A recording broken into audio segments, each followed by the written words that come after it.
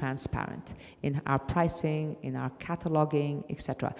If we can't deliver, we pick up the phone and we say, we're sorry, we just made a mistake. We are actually wrong. And we're happy to say we are wrong. So we are a very transparent brand, and that's core to who we are. I think one of my personal experiences was with Kellogg's, and we wanted to do some promotions, on-pack promotions and product inside the Kellogg's box. And there's some very, very strict rules with Kellogg's in the UK, and it took us 3-4 months to get approval, is selling to children. What is your position on selling to kids? Because your portal is 5 to 12-year-old kids can go and sell. We don't sell to kids. So again, our website up till 11 months ago was one window. And what we were getting feedback from the mothers is the mother of a baby has very different needs than a mother like me who has older children. So my 12-year-old boys today or 11-year-old boys today have guess what? I'm going to buy the cheapest educational toy out there. I'm going to buy the cheapest trouser out there because I know that in 3 months or 1 month, they'll tear it.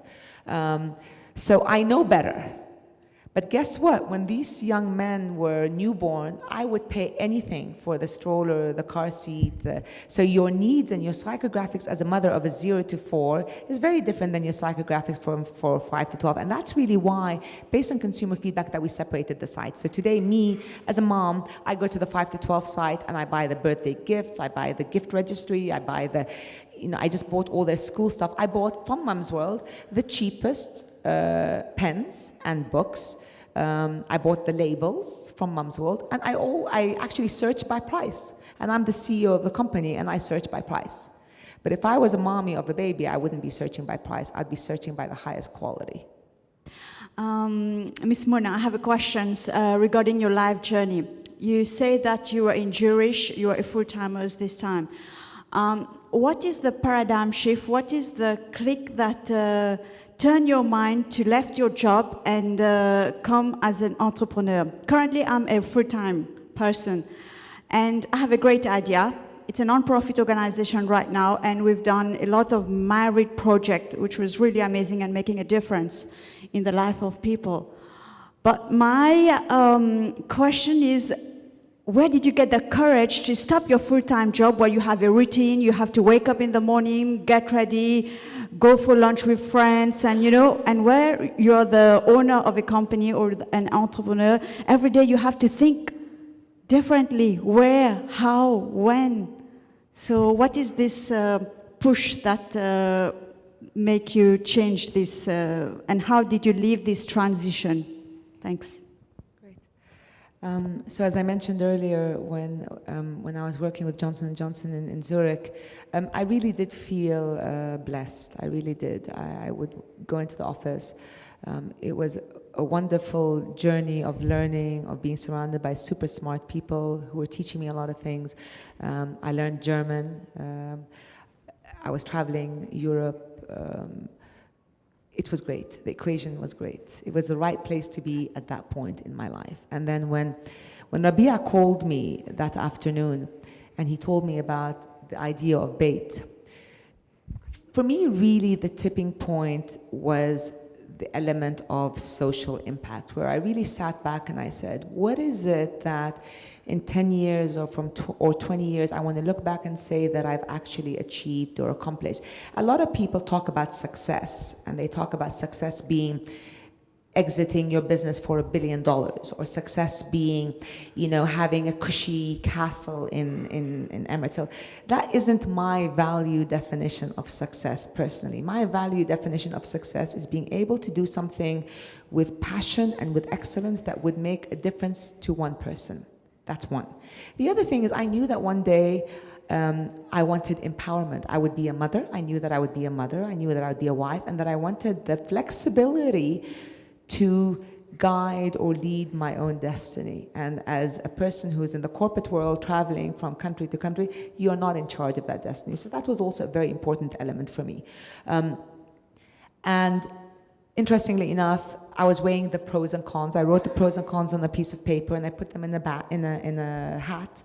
And I went to Rabia at the time. And I told him, pick one of the papers. And depending on what paper comes out, that's how, undecided I was. Pick one of the papers, and whatever that answer is, if it's a pro, I'll do it. If it's a con, I won't do it. And he picked out a paper, and it was a con. It was why I should not leave my job and move to a startup. And I ignored it because I knew that I had already made that decision. And it was the best decision I've made, because once you put your mind to saying, okay, I'm going to now make an impact and I'm going to make this a success, you never look back. Mum's World, I would say, was a harder venture than Bait, because I had kids. I had 3 kids. Back then I was single. I had responsibility as a wife. I had responsibility to my family. My kids still come first. I still have to, pick them up from school. I still have to study with them. I still have to take them to activities. My kids just got into a great middle school a few months ago, and I was studying with them every afternoon while juggling my work. My work is constant, and it's hard. And there are mornings where I wake up and I say, this is really, really hard, and I'm very tired. But then you remember what I said earlier, and you remember I'm in it for the long term. That's my vision. Nothing great comes without a journey of ups and downs. And whenever you get to the bottom, you get up again. So look, starting a business, and particularly I have to say, as a woman and as a mother, people talk about this notion of balance, and even as a dad. Is there really this thing called balance? I fundamentally, after searching for this notion of balance for many years, fundamentally can say from my perspective, there's no such thing. You're either, this summer I was a great mom, because I went off on vacation, I was with my kids all the time, we were playing, we were talking, we were reading. I was a great mommy. Now I'm back to work, I need to balance. So now the focus has to shift to work, and guess what? I'm compromising some time with my kids. But you're constantly shifting that. So the notion of balance is never the same, and you have to just keep on shifting it. Mona, you spoke about your long-term vision, and you really are driving your business to something special. Are you building this business to last forever, or are you building it to sell? And at what point will you sell? Because Souq.com is valued at well north of $500 million and so on. Is that your destination? I'm building a business that is going to be the leading gold standard e-commerce vertical for mother, baby, and child in the entire Middle East, North Africa region, and we're going to set the playing field for gold standard e-commerce. That's what I'm building. I'm building a business that has value for the mother. Now, what does that mean in a year to 2 years to 5 years? If someone comes tomorrow and says, guess what, Mona? You've built it to here. It has intrinsic value. You've achieved your objectives to the mother. We can take it further. Go the next milestone, and we can do it probably better for you, from you. So a brand will go through milestones, and if there is a milestone to exit through an acquisition, through a partnership, through a buyout, through an IPO, this is something that is always open, and we will certainly, Let me share a story with you, a very similar one. This is in the United States, and there was a gentleman who built his business over 25 years, sold it for $1 billion, and everybody thought that he has done really well. He thought he had done really well to sell it for $1 billion. 6 to 8 months later, he had a nervous breakdown. He actually just completely collapsed. And when we did the analysis of why his life just crumbled, is because if you hear Mona speak, she is living all her human needs. She is creating a lot of certainty. She's creating a lot of significance in her life. She's got a lot of love and connection from team, from people. This person who had a nervous breakdown was that the only friends he had were bankers. The only people that were coming up to him was only for one reason, for money. And there was nothing else that he had in his life. And all of his connections and stuff like that just completely dissipated. All he had was $1 billion. Nothing else. Everything else just collapsed. Do you fear things like that? That you'll have $1 billion and nothing else? So look, to be clear. He doesn't mind that. Yeah. He's smiling. My husband's smiling. Again, you're not driven by the $1 billion. The $1 billion will come by building a great business. If you're driven by the $1 billion, you won't build a great business. The key is, and again, I will say this again. From my perspective, it all comes down to what is my driver and what is my passion. And there have been times when I have looked at Mom's World and looked at our suppliers and looked at the people working in the organization and looked at the difficulties, and I said, you know what? This today is not my passion. It's not. Because guess what? I missed my 7-year-old boy's parent-teacher meeting. I actually remember this. It was the first parent-teacher meeting ever that I had missed, and I don't think I'll ever forget this, but because I was so overextended, I got to the school and I waited outside the school in the car for the right timing, not knowing that it was actually an hour before. And then I walked in, all proud of myself, only to see my little son sitting in the corner, feeling very embarrassed and almost humiliated, saying, "Mom, you're late, you missed it." And I thought then, what a terrible mother I am. That for me is a failure. That's a failure. If I knew I would do that to my kids every day because my business is taking over, guess what? Guess what my decision would be? My decision would be my success. And what is my success? My success are my children. But today, I'm able to do that. Today, my children have built the business. They are my inspiration. They have seen the growth. And that is my driver. So we've been able to create that balance. So the long and short of it is, you need these checks and balances always. What is it that's driving you? And if it's not driving you, you need to sit back and say, what do I need to do now to make it drive me back again? Great, thank you. A couple of quick questions and then we'll start the wrap-up process. Any entrepreneurs here? Yes, ma'am. Double hands, 2 hands going. Must be a great question. Please go ahead. It's few quick questions. First of all, thank you very much. It's a great pleasure for me to see you today and listen to you. First of all, you are now having around 100,000 SKUs on the website. How many of them are actually in stock?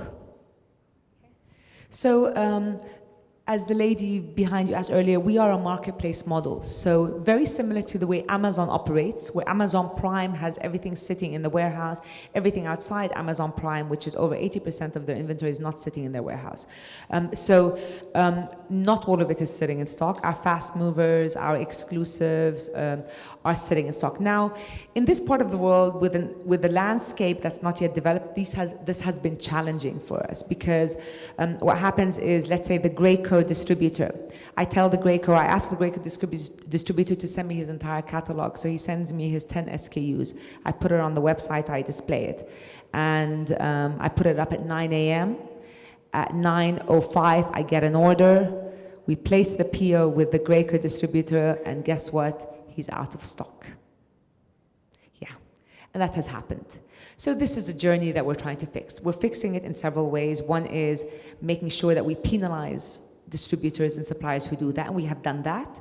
So we have actually now just recently we dropped a supplier who was doing that to us all the time. So we said, you know what, we're not working with you. And the bigger the brand gets, the more leverage you have, so these suppliers are more careful. The other one is stocking more. So as we grow in our journey, so for example, all of our mother mandatories, whether it's the bottles or the pacifiers, the milk, the diapers, all of that is sitting in our warehouse. And as we grow as a business, we'll be smarter in how much we stock. But as a marketplace, we'll never be able to stock everything. We have a question here. Yes, ma'am. Sorry, I have a few more. It's a quick follow-on question because you're Okay, very so technical. I will pronounce them all together. And how many people now working in the company to serve this number of SKUs? And my last question, are you actually mentoring entrepreneurs to be? Like ventures or something like this? We're 50 people in the organization, and yes, I'm part of Endeavor. So Mom's World, and I was selected as part of Endeavor 2 years ago, so we're very privileged to be part of that. And as part of Endeavor, I do mentor entrepreneurs. Yes, ma'am. And I'm sure there are a lot of retailers who don't really, whose products you don't have, but they want to market through you. One is that, and the other is what social causes are you involved in? Yeah. So we do, Thank our website is open to retailers. So any retailer that wants to merchandise on our website, we do that for them and we help them basically get their products on the website. We market the products for them. We manage the entire supply chain from A to Z. We are essentially your online platform. So just like you have a store in Dubai Mall or Mall of the Emirates, you would have one online as well. And we also allow advertising. So any brands that don't want to merchandise on our website or sell on the website, they can advertise or sample. So in our boxes, we also have sampling exercises. So for example, we can put a sample for moms of a certain child's age in different boxes. Yeah, so social courses are, as I mentioned earlier, are core to who we are as an organization. Part of our interviewing process is when a person signs a contract with Mums World, they actually have to sign that they guarantee that they will participate in one of our social causes a month. They have to, it's a mandate, because that's part of our DNA. We've done a lot. So in Ramadan, we did the Meal for Meal, where we were giving Ramadan meals. We work a lot with kids with autism. We work with kids with special needs. We also sold maternity jeans recently and gave all the money to kids with special needs. We worked with babies behind bars, where basically mothers who give birth to babies behind bars, we're very active in giving them all their mandatories. So we are, if you look at our social page, we actually have a social page on the website that has all of our pages. Eid is very important for us. So for example, last year we donated about, I think it was about 100,000 dirhams worth of gifts for kids in Al Ain who normally would not get Eid gifts. So we actually went there with our vans and we gave each child a gift for Eid. And we're always open to continue to improve that and evolve that. Thanks, Mona. Now, let's take you into a journey into the future. Imagine that we're a spaceship, and everybody's in the spaceship, and this is like Star Trek, and we're going to be doing some time travel. And we'll now travel into the year 2050. And you close your eyes and think you're in the year 2050.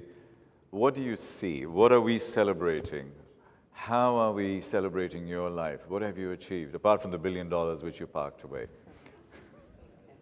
2050, that is? 2050. What are we now? 2015. So I'll be very old, that's from. I'll be surrounded by my family, my 3 boys, my husband, my siblings. We're 5. My parents, or inshallah, my husband's family. And my boys will be sharing with me how they have impacted the world positively. That will be my greatest blessing. For them to be sitting in front of me and telling me, Mom, we've done this, and to see the passion in their eyes, the drive, and the integrity. That for me is success. And I don't have to have the $1 million or the $1 billion. All I have to have are my comforts and my kids. إيش الكلمة القناعة. Being able to say, you know what, I'm blessed if I have $1 million, if I have $1 billion, or if I have 1,000, feeling that I've done my best, I have given excellence in everything I've done, and this is my destiny. So that's... You are in a very, very privileged position because you already have reached a lot of success and you've built an amazing ecosystem around you. Add 35, 40 years to that, you can really, really move the needle. Is there any burning desire inside you that you want to achieve beyond your family, which I think is wonderful, to help to change the world? You originally come from Jordan. There's a lot of issues around that region. Apart from giving kids, with respect, I am saying this, utmost respect,